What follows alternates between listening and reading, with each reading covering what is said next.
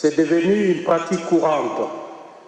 Il ne se passe pas un jour sans qu'un cortège officiel ou un responsable contrevienne au code de la route, soit en stationnant de manière sauvage, soit en prenant le plus souvent le sens contraire de la circulation routière.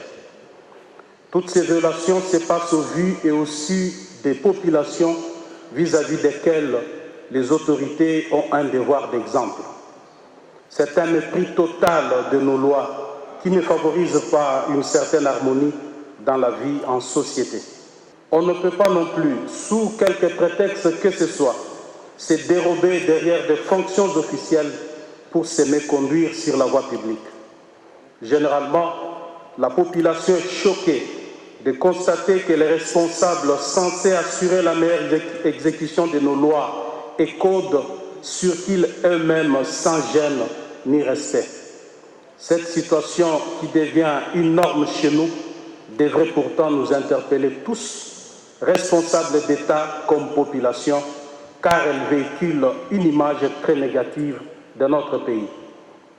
Bien souvent, les étrangers en séjour dans notre pays assistent également sur nos routes à des scènes invraisemblables. Il est généralement admis que les embouteillages sauvages que nous connaissons à Kinshasa sont essentiellement causés par la mauvaise conduite des automobilistes qui manquent de courtoisie et de tempérance. Il ne faudrait pas en rajouter une couche en véhiculant l'image de hors-la-loi parce qu'on occupe des fonctions officielles. Nous avons un devoir d'exemple vis-à-vis de notre peuple.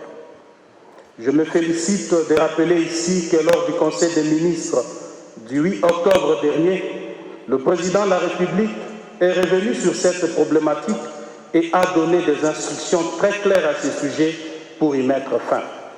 Je ne doute pas un seul instant que le gouvernement de la République ait pris toutes les dispositions idoines quant à ça.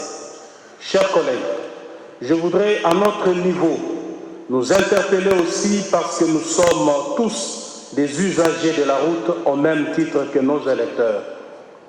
Autant nous nous accommodons de cette situation, autant ces derniers sont exaspérés par l'incivisme routier dans les chefs de certains hauts responsables de la République.